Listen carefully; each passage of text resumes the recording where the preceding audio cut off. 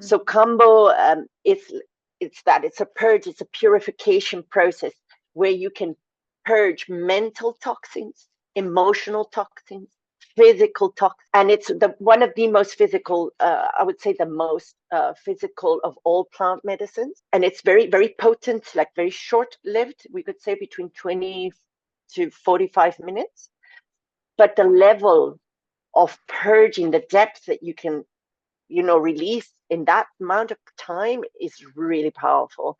It goes to the root cause. Definitely. It's like you can literally see it in people when they've movement. Sometimes it feels like it's pulling a root, a deep root, Hi there. Welcome to the Aligned Living Podcast. I'm your host, Kathleen Galatly, and I'm super excited to have you join us. In these episodes, we're going to have some heart-to-heart conversations with experts, everyday wellness enthusiasts, and, well, anyone with a story to share about their journey towards a more balanced and harmonious life. Welcome to the Aligned Living Podcast, where well-being meets wisdom, and the journey is just as important as the destination. Let's dive in. Hello, everyone. This is Kathleen Galatly, your host of the Aligned Living Podcast. So welcome back to those who are listening, to those who are watching, and welcome to those who are new, who have not listened or watched one of these episodes before. It's super, super cool to have you here. And if you're here, you have seen the title of this episode, or you've been called to find out a little more. And I don't blame you, because the conversation today is something we both, Sara and I, who I'll introduce in a moment, have been waiting to have for actually quite some time now. But as we all know, in divine timing, and I don't think it could be more perfect to have this conversation now. So thank you to those who are here. And without further ado, I would like to introduce my sister, Sara, also known as Frog Lady, the Frog Lady. It is just such an honor and a pleasure to have you here, Sara. We met in September 2022, I think it was, at Pacifia's Garden. Was, I think, the first time that we crossed paths.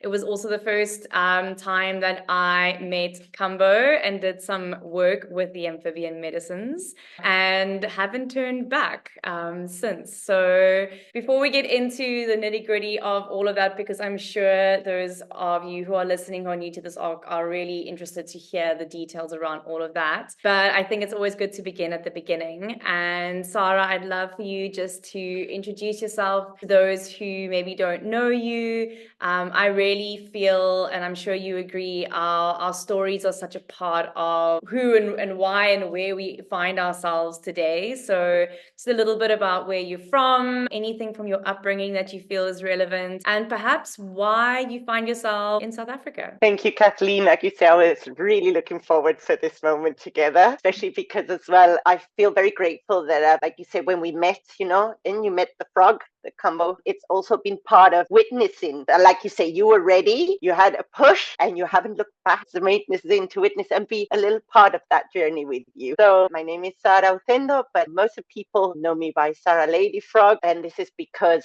I am the carrier, or I would like to say the gatekeeper of medicine woman, we could say as well, of the amphibian technologies, which are Kambo and Bufo alvarius, a frog from the Amazon jungle, and the toad from the Sonora Desert in Mexico. I was born in Spain, in Mallorca, 40 years ago, and I've been traveling the world for 10 years. Out there, been nomad, but it all started to be where I'm at now. It started like many of us.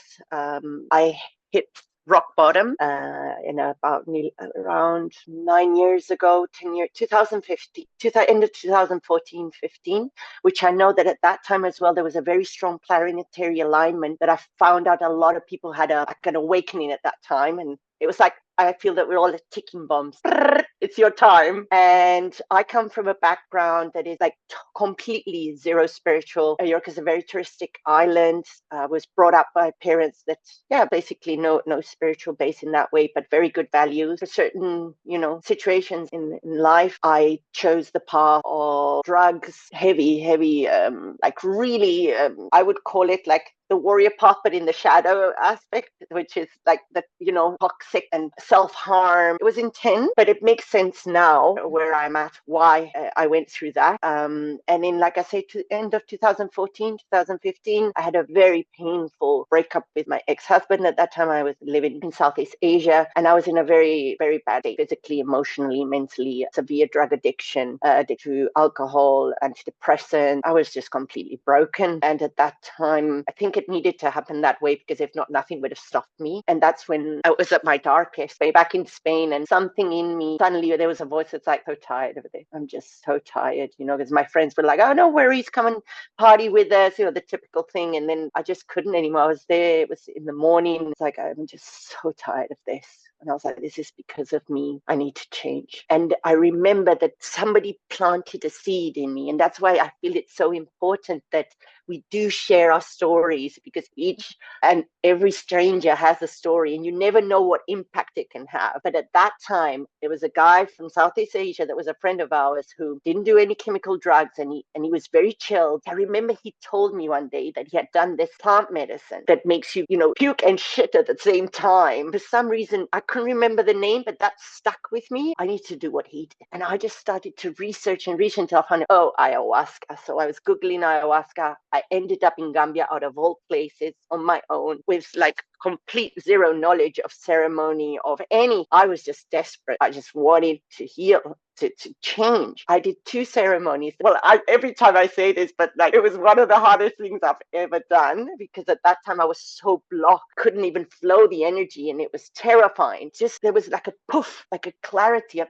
one of the second ceremony, where it was like, just stop taking drugs, stop taking drugs, and your life will change. And I never touched them again since. Like, I came out of there, I went back to Mallorca, and I was like, I'm not doing this ever again. I had to leave my hometown because I had to remove myself from the environment, because at the end, everybody was kind of projecting I was a different person. And I went somewhere else to work, to uplift myself. Then when I had a third ceremony after 6 months, that's when I met someone who said, oh, I'm going to go and do my second session of Kambo. And I was like, what is that? Just my whole being lit up. I said, I need to do that. And I just researched. At that time, I was working in a hotel as a receptionist. And on my day off, I would fly to Barcelona, receive Kambo. I had the biggest purge. Like, I was an hour and a half purging. It was unbelievable what was coming out of my system. What happened was that ayahuasca removed the root cause of my addictions in the psyche, but Kambo cleared my whole body from all the accumulation of toxins from decades, emotional toxins of those layers. And I had a complete full-blown awakening because of that. Mind, body, and spirit were able to reconnect again. And I had a Kundalini awakening in that summer that just completely shifted the trajectory of my life forever. I mean, I quit my job. Not everybody has to do that, but I just could not work anymore. Very shamanic what was happening, but I was not scared. I was just going through it on my own. I just knew I was going to travel the world. Everything just unfolded. On my third Kambo session, I just started getting all these signs. You're going to be rewarded. You're going to be rewarded with certain numbers. I was flying back home, and my dad called me and said, this has happened, and there was some abundance that was coming my way. And I was on my knees in the airport crying, because I knew, okay, that's it. I'm traveling the world. I'm leaving, and I'm not looking back, and I'm just going. And from there, I ended up in the jungle, which I had from the Kambo practitioner, who's a very dear brother of mine who I respect a lot. He said to me, have you thought of serving Kambo? I've never seen anybody chef like this ever. And I was like, I feel comfortable with the frog, but I don't know.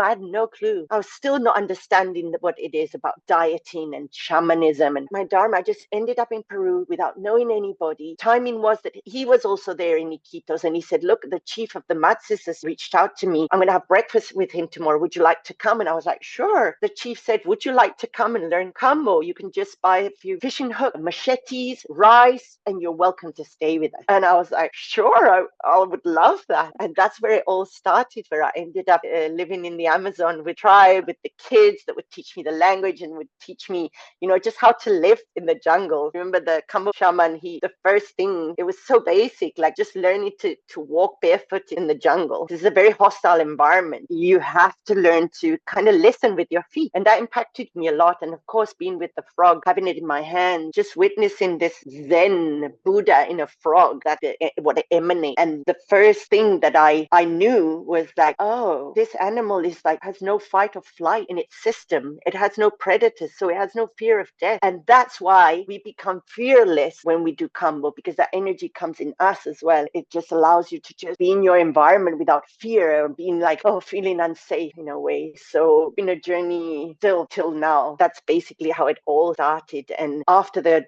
jungle, I just applied myself Kambo for at least 6 months just to get to know it, like what I call builds a relationship with it, because it's very different. I know and I feel, and it's like I have a relationship with it. I call it my lover. I call both Kambo and Bufo my lovers, because that's the relationship I have. For me, a lover is someone that takes care of you, that also teaches you. And if you have respect and you listen to each other, there's that exchange. And, you know, getting to know it, knows my most intimate self. It's in me, it's everywhere around me. How wouldn't it be like a lover? No, it's very intimate. And by receiving and applying and getting to learn to sit with it without no fear by myself, different parts of my body, to understand what it does, it's how I started, I would say, with Kambo. Thank you so much for sharing all of that. It just so much resonates with me. And, you know, a lot of us who have walked this path come from that background of the party days, of the drinking, of the drugs, and I think ultimately it's not necessarily about those things. It's about the identity that we build around them and the attachment that we have to that self. Before we move on to speaking about the medicines themselves, I would be very interested to hear from you. What was the hardest part you feel about? Why it made me think about this was in 2015, I had my really big shift where I had a really massive panic attack, and you know my history of being diagnosed with bipolar then at that point. And that was also the year that I started my yoga teacher training. That same month, I quit my job in production after almost 10 years. I broke up with my relationship of almost 2-3 years. What I found was that I had this like kind of old Kath that was like living that old life with the friends and the family in the way that I was. But then I'd have like this new Kath who was like spending time in a yoga studio and meeting these new people who are really interesting. But I'd be Kath who's at the yoga studio, or I'd have to be Kath who's maybe still going out for the drinks and whatever. And I had a discussion with a client this morning actually who messaged me, and she said, I feel extremely lonely and I'm struggling because my people who used to be my best friends, I don't necessarily feel like they get me any longer. And it feels really sad and really hard and really lonely. So I'd love for you to share a little bit about maybe what was tough for you through that, or what did you feel helped support you, except for the medicines that we'll speak about now. Anything additional? Like you say, it's been a 10-year process for you to shift and move and release identities, and anything that you'd like to share about that. Well, I would like to say that I think it can become a lonely path until you get to really be your truest self. It was difficult at point. First, they wouldn't believe me. Everybody was like, you, no ways, I'll give you a week. And then, I was like, I don't care, like this is my new me. And at the beginning they would respect it, but I think what was the saddest when the projection started to happen. I was like mirroring that, where they were still doing it, they were still feeling okay about it, and they were like projecting, and it was hurtful because they started to project, oh, now you're just addicted to other things. Maybe the girlfriend of someone would be inspired and wanted to do it, and then he would be afraid because she would change then, no? So he would start to project and accuse me that I'm like brainwashing, and I was like, whoa, I need to get out of here. And it was, for me, I think it did break my heart a bit to have to actually write a deep letter and send it, and like really just be like, no, leaving and not turning back. And it was very sad. That point was sad, but I just had such a pull from inside. I just could not listen to it. The calling was bigger than anything else. And I think that's what carried me through, actually. But yeah, it was very, very lonely for a long while. Yeah. Thanks, babe. Yeah, I feel you on that. You and I do quite a lot of women's work in our own ways. And I've also had to have those conversations with boyfriends and so on that are like, I don't want my wife around you, or I don't want my girlfriend around you because I'm scared I'm scared of how you think, and you're gonna make her think the same way. So yeah, that's interesting that you brought that up, and thank you for sharing that. I think it's important because I think a lot of the time, perhaps we've been conditioned to look for these quick fixes, or to think that, oh, if I do the thing, I'll fix the thing and then everything will be better. The path to healing is actually really messy, because it's like, it's first this unraveling and digging up some things. We can chat about maybe like, a dark night of the soul, or an ego death that you go through on this journey that can actually be really painful. But I think the beauty is understanding that is part of the entirety of the experience, where Kambo comes in, because it's this beautiful, really beautiful healing medicine. It can be so hectic and so dirty and so messy. And my first experience with it, what was the message that came up for me? And at that point, I was still on my medication, and I also did my Vipassana almost straight after that. I did the Kambo in September, the Vipassana in November, also on my medication. But what came up for me in that first Kambo session, because I literally felt like I was gonna die. I was like, I did not expect that was the physical sensation. And obviously my other two following that have been very different. But that first one, in that moment of just feeling like, oh my goodness, what is happening? The message that came through was so sure, like it was in the heart, in the soul. And the words that came through were, if you, Kathleen, could put all the abuse that you've done to your body into a moment of feeling all of it, like all the shit all the drugs, all the alcohol, all the toxins, energetically, emotionally, your relationships, if you could feel all the toxicity being held in one moment, this is what it would feel like. You're feeling everything that you've done to yourself that's quite harsh. The message came through in an extremely compassionate way, because I was like, oh my word, this feels like death. This feels like dying. Like I'm gonna die, and someone's gonna have to call my parents and tell them that I did some frog medicine and I died, and my parents will probably be like, well, we're not surprised. But in that moment, and then receiving that message to be like, well, if you ever wondered about everything that you've done, like this is kind of where it's at. And that's really like the big message that I got with my first Kambo. And it wasn't fun, and it wasn't pretty, and it was quite sad. And in the same sense, it was probably one of the most profound and beautiful messages that I'd ever received, because I could then see in the perspective of the moment of like what I was doing, how much I'd changed and how much I'd shifted and how much I was letting go of. I'd love for you to share maybe a little more about Kambo for those who've maybe never heard about it. They've got no idea. They think we're a bunch of crazy people who are eating poison from a frog in the Amazon. I mean, I'm sure you've heard all the like variations of what people think it's all about. But yeah, if we'll just share a little more about that. So Kambo is a frog that lives high up in the trees in the Amazon jungle. It's mainly Brazil and Peru. Its Latin name is Phyllomedusa bicolor, which means guardian of the forest of two colors. And this frog has a secretion that is made out of peptides. So even though they call it poison or venom, sounds very dramatic, biopeptides, like nothing that is foreign really to the body. What makes it an amazing cocktail for this purification process is because of all what the environment, the microbiome that they eat and everything, it creates this cocktail. Because if it was in captivity, they've proven that the suppression doesn't work. So it literally has to be in the jungle with all what it eats and its environment for it to work. Some say it comes from the Katukina tribe first, from the Chinawa, from the Matses. They all want to be the first ones. We don't really know. What I can say, that there is a legend that says that there was a tribe in the jungle. The tribe was very sick. They were dying from a bacteria or from a virus. And the shaman, it went into the jungle, took ayahuasca on its own and prayed to the spirits of the jungle to help him find a solution. So the spirit showed him the frog. They showed him what to do with it. The next day he went, did it, and healed the tribe.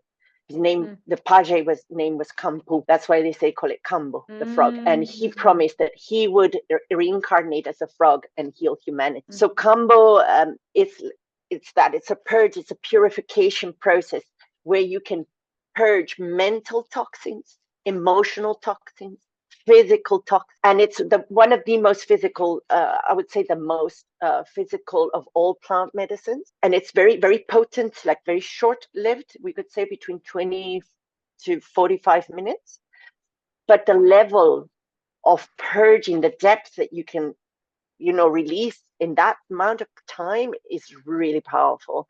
It goes to the root cause.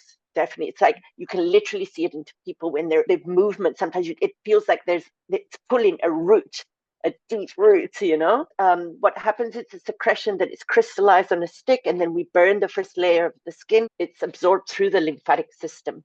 And it's very interesting what you say. I hear it all the time. It feels like you're dying. Yes, it does. But I like to transmute things. And one of the things I realized was it's actually your body's more alive than ever. Yeah. It wakes up fully with the wisdom of Kambo. It's like Kambo goes in and says, come on, let's heal, let's clean here. And it wakes up the pituitary gland. It sends the signals to the whole body, and all the peptides. It's made out of 20-something peptides. Each peptide has a purpose. One is purging. The other one is thermoregulation, like you get really hot to kill viruses, bacteria. Another one to release, to go to the toilet and clean also parasites. Other ones, to flush. Like they all got a purpose, and they start working in the body. Because also what happens, people also have a lot of like aches and pains and illnesses, diseases that actually are connected to an emotion. And what happens with Kambo is that it goes straight to that emotion or that blockage, releases, you're able to purge. And that's when people start to get better, or they stop having aches and pains, because it works on inflammation as well, because it's acidity, it's all that is accumulated in our bodies. We just hold on. And for once, you have the opportunity to just let go like that in a safe space. It is very powerful. And it's all physical, which is actually, I feel that it's a very good portal to start with, especially if somebody's really holding on a lot in the psyche. It could be very overwhelming. Be able to purge stories, traumas through physical. You actually have a heightened state of awareness of your body, your health, your well-being. And Kambo teaches you through that process to hold yourself, which means hold yourself in light, to gain courage in moments of not knowing, or don't know what's going to happen, to take care of yourself, because that's that moment that you realize, what have I been doing to my body, to my mind, to my soul? So when in this process you start to get all these insights, and Kambo teaches you that. It teaches you boundaries, it teaches you to speak your truth. It's unbelievable how it does happen. I think it's because it also helps purify a lot the liver, and the liver is the one of the biggest organs that holds the strongest emotions, which are frustration, anger, rage, stress. When you're able to purge that all stagnant bile, the liver can breathe, stop breathing, it filters better the blood, it filters everything better. Your body starts working better. Your mind is more clearer. You choose better for yourself. And that's when, you take action from a better place in your body. And it is let's say like a violent purge, but it's a more projectile. It's not like a normal. Very many people also come to me saying they have a big issue with vomit. And I'm saying, look, this is a purge. It's very different.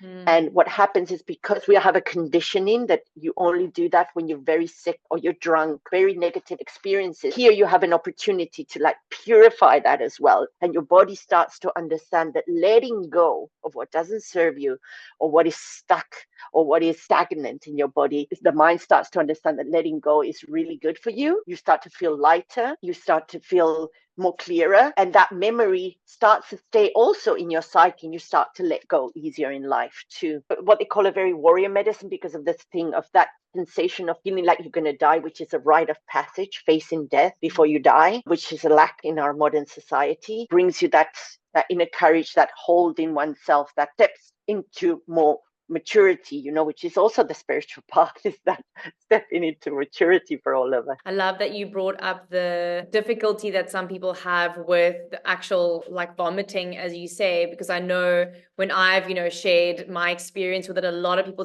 they say like, oh, I could never do that. Like, I hate vomiting. And if I think of when I have vomited growing up, obviously when you're younger and you're smaller, it's your body's way of going, okay, maybe you're ill, maybe you've got a bacteria or a virus, or get your food poisoning, and the body wants to get it out. It's actually like this really beautiful process. We should actually just like celebrate and be like, wow, body, thank you that you can do this. If you've walked the walk or the path of the jawler or with alcohol, and you've had your like post-party, your TCs, your tactical chandas, as we call them, become such, again, this disconnect of us and our bodies, and the processes that our bodies are able to do are actually so magnificent. I speak about it a lot with yoga. One of the reasons I love teaching online yoga to people at home is because when you're alone in your home space, your yoga can be as messy as you want it to be. If you want to sniff or cough or fart or burp or sneeze or whatever, which is actually what yoga asana is there, is to help the body to release, to help the body to prepare to be really comfortable and in harmony. And I think a lot of that is releasing and letting go. I like that you bring points up, because I think if you change your perspective, very different intention, it's a very different experience. The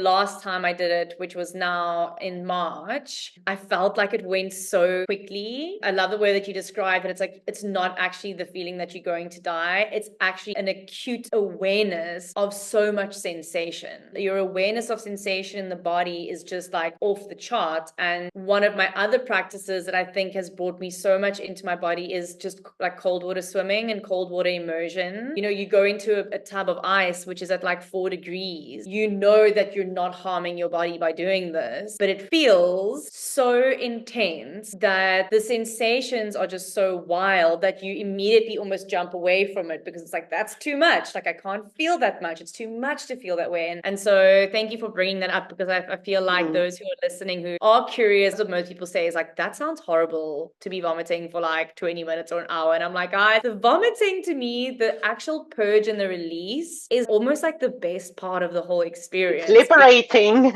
When you start vomiting, you're like, yes, that's great. That's what I need. So thanks for bringing that up. Let's move on to the main difference between the Kambo and the Bufo alvarius, because I know a lot of people think that the Bufo it's a little more intense than the Kambo. It's like the upgrade of the Kambo, but it's actually very different things. So I'd love for you to go into that a little bit. I work with both of them, and I would say that Kambo journey, I've gone through years of really dedicating myself to working with Kambo, facilitating Kambo, working on myself with Kambo, has prepared me able to hold such the sacrament as Bufo alvarius, which is the toad from the Sonoran Desert. It's also secretion, but it's a toad that lives around 9 months, like a pregnancy, underground in hibernation, in silence and in darkness, and then it comes out in rainy season, and it has 2 glands. And literally, it's like you milk, and it has a golden secretion. If you ingest it, it is a poison, kill you. Very different from Kambo, because say it's like physical reset in a nutshell. Bufo would be the neurological and spiritual reset. So we have the body, like it really brings you into your body, the uncomfort of feeling, like you say, all the senses and all the sensations, to afterward transcend the physical experience. You inhale it, it's a vapor. You burn it, it has to be with a torchlight, it has to have a certain temperature to be able to burn all what's the extra toxins that are not serving. And then what you inhale is 5-MeO DMT. It's a molecule, and they call it also the God molecule. So when you inhale it, you keep it into your lungs, and that's when you have a very spiritual experience. It's here to really reset at a spiritual level. That they say we're a drop of water, and if the drop of water has the opportunity to go back in the ocean, remember that it's the ocean, and then you come back to be the drop. That information, that liberation, that opportunity, reborn again. But this time you remember that you're the ocean. First time it's like this game of life amnesia. When you inhale, it's a very sensorial. It's like a melting into your consciousness, and not for everybody. Kambo is actually one of the filters that helps me to understand where people are at. So Kambo, you have to learn to surrender and to let go. But Bufo is another level, because all your projections, ideas of self and of reality, all the perceptions you have, everything just starts to melt away. It's the ultimate letting go of your identity, letting go of your mind, mind, of this physical reality. And it's very short-lived as well. It's like really impactful, but it's for a reason. I mean, I believe that nature is perfect. And if it created it at that amount of time, which could be between 15 minutes, 30 minutes, the peak, we could say, of the experience, is because that's the amount that our consciousness can fathom at that moment, or wherever your level is at, because it does affect. And you do tap in pure source consciousness, bringing more of that in you. What we call that inner voice or the compass or intuition is going to be louder. So it helps you to start to listen. It's really the ultimate thing. You can't not look another side in. You can't just put the things under the rug. It literally takes the rug and goes like this and says, look at this. And it's more impactful what happens afterwards than in the experience itself, because many people try to chase or are curious for the God experience. It's more about afterwards. It can be for months. It could be unraveling for months. And it changes your frequency. When you're bringing more of that information in, of pure source consciousness within you, your vibration is going to change, meaning more self-awareness, meaning more light. But that means also more awareness. You're going to see your shadows and your light more reflected back to you. And yet it's like so clear that you cannot not do the work. It's a big responsibility, but it's beautiful because it allows you to grow very, very quickly and evolve quicker. And it will align you. I always say Kambo is the Ganesha of the jungle. It removes obstacles. You purge things that are blocking or in your heart, and things align. And it gives you courage, and you can maybe take the step to that new business or break with that partner or leave the job or whatever is in that moment that you're like doubting or in fear. It removes that. And then Bufo comes, gives you the message, the clear message. Every single cell is impregnated with that God consciousness. So then there's nothing more to do than start to like really direct yourself to live your truth, to speak more your truth, to live a life that truly reflects who you are. But you have to take action with either or. One will teach you reset of the body to take better care of yourself. It could show you how tired you are. Like literally some people are exhausted days afterwards because now they're in their bodies finally, and they can actually realize how tired they were. Or they start having tolerances. Even dormant sicknesses can start to arise. And then Bufo is the one, that spiritual connection that you gain. It's immediate with source. Your spirit is going to speak quicker to you. It's going to guide you. You know, things can clear up and like really accelerate your process. And sometimes it can check your base and be like, you have to crumble everything down and you're going to start all over again. So it's a very humbling experience, the most profound and most spiritual for me experience that I have. How beautiful this journey, that it's not easy, but you end up being like, this was the hardest thing ever, but then it's the most beautiful thing ever. Yeah, all of it. Take a breather and explore the Aligned Living on-demand video library, along with our exclusive membership perks. Plus, our YouTube channel is already up and running, offering even more wellness content. Your path to holistic living is just one click away. Visit our website to learn more. And now, let's return to our inspiring discussion. Yeah, I don't think I've actually ever heard it explained that well, that clearly. I would love for you to share a little bit about the journey that you've walked. I know you've shared a bit of it as we've gone through the conversation, but a bit of the journey that you've walked with these two medicines and the initiations and trainings that you've gone through. I know you've spent years and years working with the medicines yourself, but maybe sharing a little bit about the training factors and the initiations to work with these medicines. Anything that stands out for you that you feel would be interesting to share? Yeah, thank you. I've been an experiencer. I like to experience things. I've lived so many things, and many things I tried and then left them. But I always say the only thing that has always had my devotion and I never get tired of is my path of serving with Kambo and now Bufo various has kept my devotion always. And it's for me, like I said, when I started with the matzes, it was also remembering, when I started to apply on myself. And then I started to serve people after those 6 months, very slowly, moving through my insecurities and like really being humbled by, because I know how powerful it is. It wasn't easy. I mean, I've had sessions where honestly, I was like cursing, saying, well, I don't want to do this anymore. Like, this is a lot. This is a big responsibility. It was intense. It was very intense. And then I started to serve and serve. And then processes started to get more intense. It can look very dramatic, Kambo, in terms of people can have a seizure, they can faint. It's not common, but it can happen. Or it looks, like you said, it looks very messy, but actually a beautiful, sacred moment of purge. But I started to understand, I need to learn more. There's some things here like, yeah, the jungle is great. The Matses are very warrior hunters. They're like, it's part of their lives. It's like, Kambo, yes. Spit it on, they put it on you, and then they, with the banana leaves, they're like just fanning you while you're, having the worst experience ever, struggling. And it's very, very just simple, no? Mm-hmm. It's because it's part of their life, of their culture. But then when I asked myself that question, is that when it came to my path, the training of the IAKP, the International Association of Kambo Practitioners, which I'm very grateful I did, because it was a very profound initiation. I believe that was the moment where the knowledge of the jungle and more the westernized knowledge both came together, and I felt more whole. They also did psychotherapy, like circles every morning, theory, but then you had Kambo one day yes, one day no for 2 weeks, and you had to face your fears. They would really reflect back to you your limitations, so you don't project any of that over your clients. And then I had to have one of the biggest rites of passage I've ever done, which was 39 dots within less than 2 hours. So that was for my mind. I would say I felt like definitely I feel bonded with the frog, like one with the frog. It was 3 sessions, one after the other, where I had 11 dots, 13 dots, and 15 dots, and then they went all of them. And I definitely broke free from fear of any serving with Kambo. Those rites of passage, I feel, that make you really what I call a Kambo warrior, at least in my path. I mean, I've met other Kambo practitioners who are amazing and they haven't done that same rite of passage. So it's just different. So that's my path for me. And I'm very grateful I went through it. Just to those who are listening who have never experienced this before, the most amount of dots that I've ever done that have been very intense experiences for me have been 4. So to go to 39, like for those who are listening to this and not watching this, my jaw just dropped the entire time that Sara was busy talking about that initiation. That's incredible. I love that you say you pick these things up and you drop things, you pick these things up and you drop things, but that you're devoted and that your devotion to this medicine just simply is there and it simply exists, not because it's something you do, but it really seems like it's because it's a part of who you are, and like you say, your dharma and your work and your life's purpose. And I must say, I think if someone had to tell me they're going to give me 39 dots, I'd run for the hills.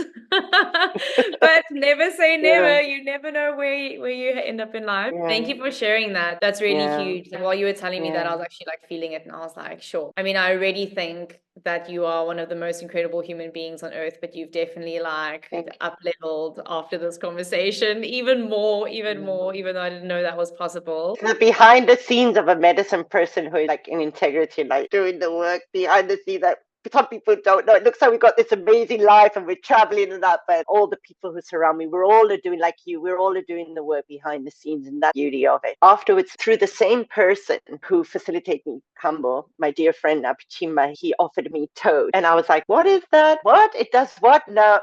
I resisted it for a year. I was like, no, I don't feel it. And then one day I was like, I'm ready, brother, where are you? And he was in Mallorca. At the same time, I was there, out of all places in the world. And I said, okay, I'm ready. When I received the toad, I felt like I just imploded into the universe. And I had one of the biggest releases, deep cry. Everything started to shake like a volcano. I was sitting and I was drooling and crying, like kids when they're screaming, crying, that they just, it was this huge release. And then I just running and laughing and dancing. I had this, the whole universe was just flooding me with stars, or it was just because I transmuted it. And all that was occupying, that pain that was there, got released and was able to be filled up with light. And it was very special because the next day I was traveling, and I woke up in the morning and my whole weight awareness changed. I thought I was in my body. No, I wasn't. Wow. That moment I realized, oh my goodness, all this time, all that pressure that I had, that pain wasn't allowing me to be present, and my perspective was changed. And I went to the underground to go to the airport in Madrid. I was flying to Asia. I was sitting with my phone, and then this little girl about 9 to 11 years old sits next to me. She's trying to get my attention. I'm like, oh, hi. And then suddenly the mother says, Sara, let's go. And I just looked, I went, what? And as I looked at her, she turned around and she just waved at me and left. I started crying because I knew that Sara of that age was reflecting me. I'm at peace now. My work with Kambo propelled. More people started to come. I had no insecurity, no fear. And then I did Kambo and Bufo. You do Kambo, and an hour later, not even 30 minutes later, an hour later, I did Bufo Alvarius, and something told me, this is it. This is what I'm meant to be doing. I understood what they both do, how they work together. And it took me 3 years before it started coming in. Interesting enough, I got my first 9 toads have been gifted to me. I've never had to pay for them, which was a very interesting. I understood that, okay, I think there's some connection there. There's a dharma. It looks like it's a good sign that I will facilitate. But it was not only until 2.5 years ago, after COVID, again, a breakup, very toxic breakup, cracked me open, had another rebirth. It's interesting that every time I've had a breakup, it took me to my next level of Dharma. That's when it unfolded for me to train with the toad in Texas, in Houston. It just was very synchronistic, and they welcomed me to their farm, and they have like a teepee where they do peyote ceremonies. And it was a training where I was there for 3 weeks. I had to receive toad practically every day from the time I was there. The training was amazingly designed. I mean, the experience I went through, I was in awe. Trainings for me are a privilege and an awe, and it's so hard to go through it because literally, yeah, you do a lot of deep inner work, but it was amazing, and I'm very, very grateful for the people that I had there, what I lived with the toad medicine there. That's where I started to work with both, and I remember when I finished, I knew, because Kambo for me is my lover, and then suddenly I'm like, oh, but now I have another one in bed. I need to introduce them. And I was like, I need to do Kambo. And while I'm on Kambo, I'll do Bufo. And they were like, no. And I was like, yes, I know this is what I need to do. And I did. After training finished, I sat with Kambo. And while I was on Kambo, like a good sister that also serves Kambo and Bufo, she was there ready to help me with the process. So I was purging, and while I was 10 minutes in, interesting part is that the first song that she played randomly was Kambocito, the song to Kambo. And I remember I was purging, and then she tapped my shoulder to give me the toad. And as she was giving me the toad, I heard a song of Sapito. Sapito is a toad. And I went into it, and I felt married, like it was a marriage happening. And that's when I knew with those songs, it was like, okay, it's the synchronicity of like, yeah, that's the order. That's how you're going to work. Basically, that's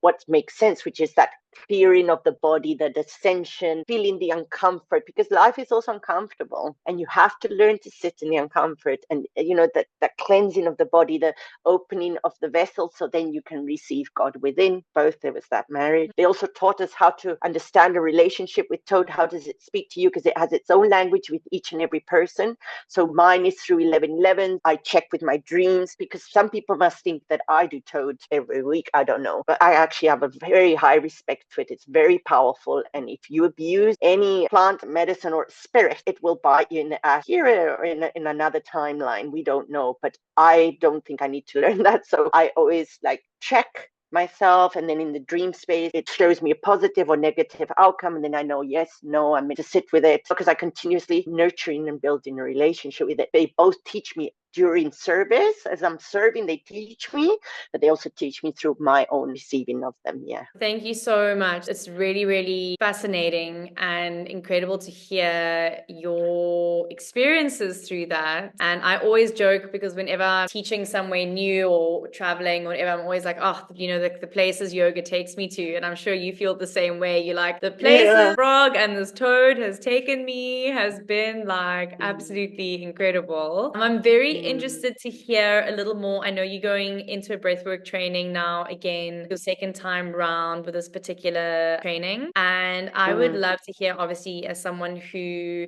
really values the medicine of the breath, I'd love to know how that has impacted you personally doing deeper trainings in that, but as well as how it has impacted the way in which you now serve Kambo and what it's changed for you. Yeah, and it's interesting because actually in both already the breath is a very important, like you have to breathe through Kambo, like you have to keep yourself calm with the breath, and then you need the breath to inhale with Bufo. And last year I was very blessed to be able to be 3 weeks training, also with amazing people that I'm very close to, with Mike O'Meara, Celtic breathwork training, and he's a man that is as equally as passionate as me with amphibian medicines, and invited me to serve also in the training, which I was like, okay, this is like beyond my dreams, I also have nothing but amazement by breathwork itself. Without no medicines, it's so powerful, so profound. And in this 3-week training, I would say really also propelled me, because we would breathe twice a day for the whole week. And then in the weekends, we would, what is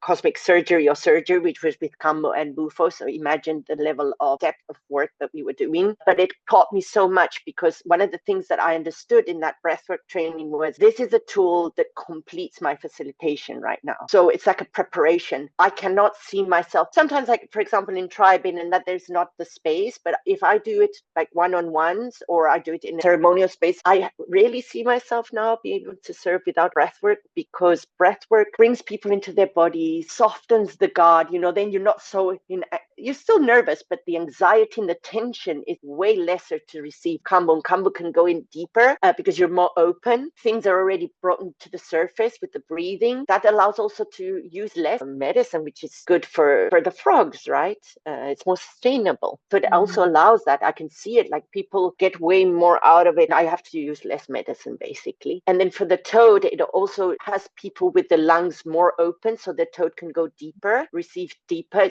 The body's more oxygenated. And I use a technique with inhale and exhale retentions during the breath work. So when people are sitting, they're also nervous because they're going to fully let go. But when I teach them how they have to receive it, it's more familiar. It's not so foreign. And I have people inhale it much better. There's less people that are releasing accidentally, or they don't know how to do it because they've already done the breath work. And what I've noticed is that I felt in my being, I'm like that, like I go all in. And I was like, I haven't embodied like fully breath work yet. And when I knew that he was coming back, and it was 4 weeks this time, and with someone like him, who he's such a warrior, so knowledgeable, but so fun and so humble, and teaches you so much, and you get so much out of the breath work, that I was like, okay, this time I'm going with the intention of embodying more fully breath work, and just continue expanding, because that's like yoga. I'm sure there's always something new to learn. We can only just continue learning and evolving. We can't think that we're done. It's like my Bufo teacher would say, you can't be infinite and done. And I think she's right. That's beautiful. So I actually already feeling it might be. It's going to be another, expansion for my facilitation, deeper in my being, because the deeper you go, the deeper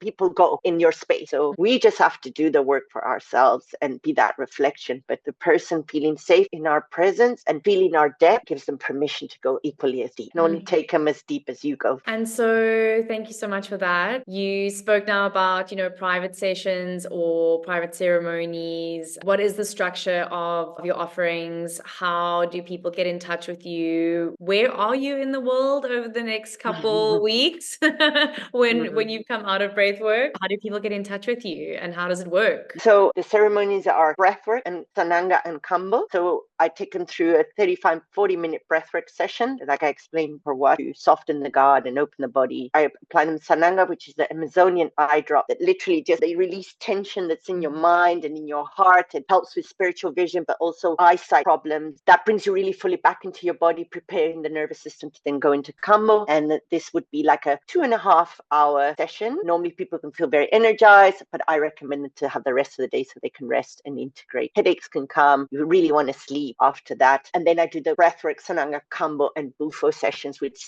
one-on-one would be around 4 hours. When there's a group, it can be up to 5-6 hours. Sometimes if it's a long day, it can be a whole day, the amount of people. But the Bufo, I always do it one-on-one. Even though there's a group, we do the breathwork and the Kambo. Bufo, I do it one-on-one. So other people are in silence, holding space, and I go out to another space, and that's when I serve the person. And then I close with some food to ground. I'm based in Cape Town, even though I'm still traveling. My base is in Cape Town, the area of Noordhoek, Kommetjie, that side. I receive people at home, but I also work at the center when I've got group sessions. I'm already fully booked, but then I'm leaving in mid-June to Spain to visit my family. I'm going to Mexico, Ireland to visit my sisters, and got some retreats as well, US, Portugal, and then I'll be back by the season in October. Where people normally find me is word of mouth, because I work as in a relationship with the spirit. So I trust that Kambo and Bufo will bring the right people to me, and it happens in amazing ways, like so synchronistically. But I also have platform, either Facebook or Instagram mainly is main platform to open to the world, which is Sara_Lady Frog. And that's where I post about my journeys, about ceremonies. Every time there's a picture of a frog and a toad, there's a description information about the medicines if anybody's curious. Thank you. We'll put all that information in the show notes below. So those of you who want to get hold of Sara, please reach out. And then before we close, just a little question that I like to ask everyone who comes on here. What to you does it feel like, or is it like to be living in alignment or to live an aligned life? That's a very good question. I would say that to live in alignment, to live your purpose, your desires, and what makes you feel alive all in one. And that when you speak and you think and you do, makes sense. Thank you so much. You've really shared such incredible information, and I think shown and shared in the most beautiful way how potent and incredible these practices are, and not because a book says so, but because you've lived it and because you've seen it with hundreds, thousands of people, which to me is like the ultimate proof of anything, is the existence of it and the lived experience of people around. I always yoga as well, is that a lot of these things are not yet, scientifically proven or blah, blah, blah, blah. But it's true, because if I look at the people around me and I speak to the people who are practicing these things, it's changing their lives. It is really these beautiful little gifts and tools that through nature, it offers such a beautiful spectrum of support, where you can go from something as simple as like a dandelion tea or lavender essential oil to something like Kambo or something like Bufo, and nature just has this huge spectrum of support for us if only we are open to receiving it. So thank you for sharing this with us today. I'm very excited to share this episode with like everyone, because I obviously can only share my experience, and I'm not a pro in it. So I'm always trying to explain it to people. But I think now I'm just like, just go listen to this conversation with Sara, and then, we can talk again. So thank you. Is there anything else you'd like to share before we close? Well, you just said something really important. And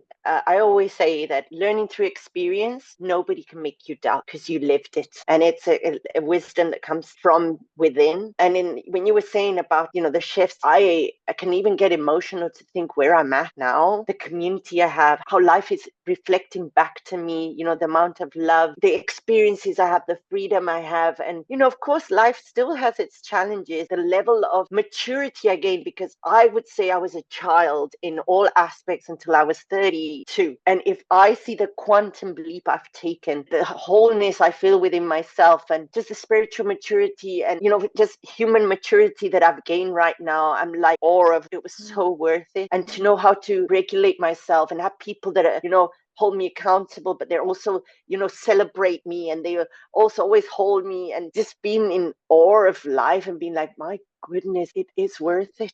It's scary, but it's so worth it. It becomes a way of life to take care of oneself, to take care of others, like my health, my discipline to go to, exercise and pray and give thanks. And it just becomes you. The more you do this work and the more space you give for that wisdom that's already in you and wants to speak to you. But there's so much noise, and that's why we do vipassana, we do yoga. If you're really willing to listen and make space, it works. And whoever's ready will receive it. Thank you. Oh, thank you so much. Thank you so much. Thank you, Kathleen. Thank you. Thanks for today. Much love. Yeah, thank you so much to everyone who has stuck around to perhaps finish watching this, or if you're listening to this, please share this with anyone you feel could find this helpful or interesting or supportive. Like, share, subscribe, all those things really help to just grow this and ultimately to get the message out there, which is why this podcast exists in the first place. And yeah, I think that's that from us for today. Thank you so much. Lots of love. Thank you so much for tuning in to today's episode of the Aligned Living Podcast. We hope you found inspiration, insight, and a fresh perspective on your journey towards holistic well-being. If you enjoyed this episode, don't forget to subscribe, rate, and leave a review on your favorite podcast platform. Remember, your feedback fuels our mission to bring you valuable content that aligns with your life. Stay connected with us on social media for updates, and feel free to reach out with your thoughts, questions, or suggestions for future episodes. We would love to hear from you. But until next time, take good care of yourself, embrace the present moment, and remember you are your own healer. Thank you for being a part of our community. Goodbye for now.